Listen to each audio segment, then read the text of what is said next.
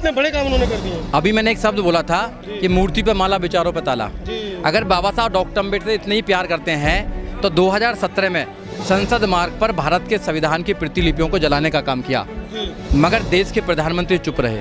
He was the silent. बिल्कुल कोई बयान नहीं आया। 2017 में उन्हीं के एमपी ने अनंत कुमार हेगड़े ने बोला we are here to change the constitution of India. 2014 में जब आए थे तब भी 2017 में बोला, ये ओपनली स्टेटमेंट दिया, मगर देश के प्रधानमंत्री ही वॉज द साइलेंट, वो चुप रहे।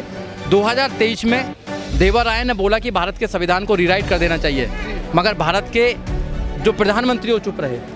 और 2024 में जब आम चुनाव आया तो उन्होंने ओपनली बोल दिया कि जो हमें 400 पार करा दिए, भारत के संविधान को बदल देंगे। ये किस मुंह से कहते हैं कि बाबा साहब डॉक्टर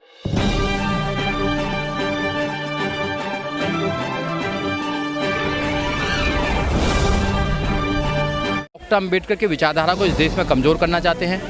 वैसे तो बाबा साहब डॉक्टर अम्बेडकर के नाम पर ये राजनीति करते हैं, मूर्ति पर माला चढ़ाते हैं, पर बाबा साहब डॉक्टर अम्बेडकर के विचारों पर ताला लगाने का काम करते हैं। ये अम्बेडकरवादी लोगों को, इस देश की महिलाओं को, इस देश के कमेरे लोगों को, इस देश के किसानों को, इस देश के मानवतावादी लोगों को, वैज्ञानिकवादी लोगों को, संविधानवादी लोगों को समझना चाहिए ये सरकार बाबा साहब डॉक्टर अम्बेडकर के भारत का जो सपनों का भारत है उसको खत्म करना चाहती है।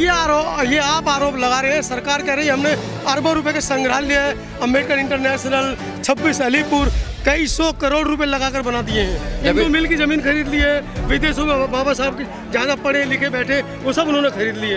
इतने बड़े काम उन्होंने कर दिए। अभी मैंने एक शब्द बोला था कि मूर्ति पे माला विचारों पे ताला। अगर बाबा साहब डॉक्टर अम्बेडकर इतने ही प्यार करते हैं तो 2017 में संसद मार्ग पर भारत के संविधान की प्रतिलिपियों को जलाने का काम किया, मगर देश के प्रधानमंत्री चुप रहे। He was the silent. बिल्कुल कोई बयान नहीं आया। 2017 में उन्हीं के एमपी ने अनंत कुमार हेगड़े ने बोला we are here to change the constitution of India. 2014 में जब आए थे तब भी 2017 में बोला, ये ओपनली स्टेटमेंट दिया, मगर देश के प्रधानमंत्री ही वॉज द साइलेंट, वो चुप रहे। 2023 में देवा राय ने बोला कि भारत के संविधान को रीराइट कर देना चाहिए, मगर भारत के जो प्रधानमंत्री वो चुप रहे। और 2024 में जब आम चुनाव आया तो उन्होंने ओपनली बोल दिया कि जो हमें 400 पार करा दिए, भारत के संविधान को बदल देंगे। ये किस मुंह से कहते हैं कि बाबा साहब डॉक्टर अम्बेडकर के भारत का जो उनके सपनों का भारत को बचाना चाहते हैं। ये बाबा साहब डॉक्टर अम्बेडकर के संविधान को बचाना चाहते हैं। और जब देश की महान जनता ने इनको जवाब देने का काम किया तो देश के प्रधानमंत्री मोदी जी ने पहले दिन ही भारत के संविधान को सर पर लगा लिया। तो ये क्या है? ये नाटक नहीं तो क्या है? ये उनके शंकराचार्य भी कह रहे हैं कि हम लगा देंगे। ये दिखावा करते हैं, दिखावा। ये भारत के संविधान के अगेंस्ट है। जो भारत का संविधान प्रत्येक नागरिक को सशक्त बनाने का अधिकार देता है, भारत का संविधान इस देश को मजबूत बनाने का जो काम करता है, देश का संविधान जो कहता है be the people of India, हम भारत के लोग, उसको मजबूत करने का काम करता है, उसको एक कमज़ोर कर रहे हैं। ये तो देखा नहीं, जितने बाबा थे, बाबा कहाँ चले गए? अब जनता के सामने बाबा कहाँ चले गए? तो बाबाओं ने इस देश में जो हंगामा मचाया, तो बाबा साहब डॉक्टर अम्बेडकर के संविधान ने उनका इलाज कर दिया, अम्बेडकरवादियों ने इनका इलाज कर दिया। तो अब अफसोस की बात यह है कि जो अभी ये जो लोग आए हैं कि भारत के संविधान को बचाना चाहते हैं, लाल किताब लेकर कुछ घूम रहे हैं, अब इन्होंने जब इनकी सरकार थी तो कभी तो भारत के संविधान को स्थापित नहीं किया, कभी भारत के संविधान को इम्प्लीमेंट नहीं किया। अब सवाल ये है कि क्या ये लोग लड़ाई लड़ेंगे बाबा साहब डॉक्टर अम्बेडकर के लिए? क्या ये लोग संसद में आवाज़ उठाएंगे कि जो बाबा साहब डॉक्टर अम्बेडकर की ऐतिहासिक मूर्ति थी उसको वहीं स्थापित किया जाए? अब देखना ये है। विपक्ष भी शांत है, विपक्ष भी चुप है, जबकि वो भी लोकतंत्र और संविधान को लेकर चुनाव लड़ा था। बिल्कुल संविधान को लेकर अपने माथे पर संविधान को लगा रहे हैं, अपने सर पर संविधान को उठाकर ले जा रहे हैं। तो इन लोगों को ये स्थापित करना चाहिए कि हम बाबा साहब डॉक्टर अम्बेडकर से प्यार करते हैं, बाबा साहब डॉक्टर अम्बेडकर की आइडियोलॉजी से मोहब्बत करते हैं, बाबा साहब के संविधान से अगर हम इस देश को चलाना चाहते हैं तो बाबा साहब डॉक्टर अम्बेडकर के स्टैचू को पुनः वहाँ पर स्थापित किया जाए।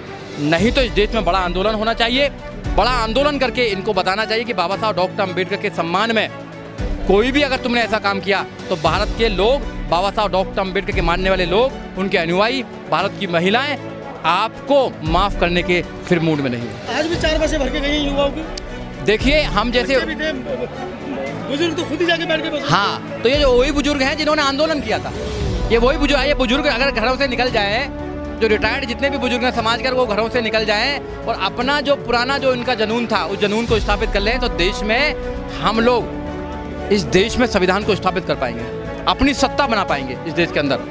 हम इस देश के अंदर इन मनुवादी लोगों की जो ताकत है उनको जवाब दे पाएंगे। जो लोग घरों में बैठे हैं, इतना सब कुछ होने के बाद भी निकल नहीं रहे हैं, कहीं ना कहीं दूसरी व्यवस्थाओं में, उनसे क्या कहना चाहेंगे? देखो, हम जैसे लोगों को जो एक्टिविस्ट है उनकी जिम्मेदारी ज़्यादा बन जाती है।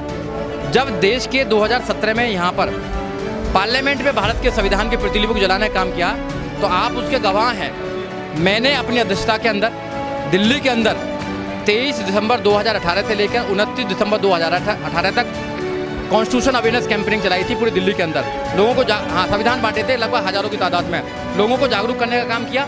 इस संविधान को हम जब से लेकर चल रहे हैं, और ये हरियाणा में भी हुआ, बिहार में भी करा, हमारे साथियों ने पूरे देश में जाने का काम किया। और जिस संगठन में मैं काम करता था उस संगठन के नेताओं ने भी संविधान को उठाने का काम किया।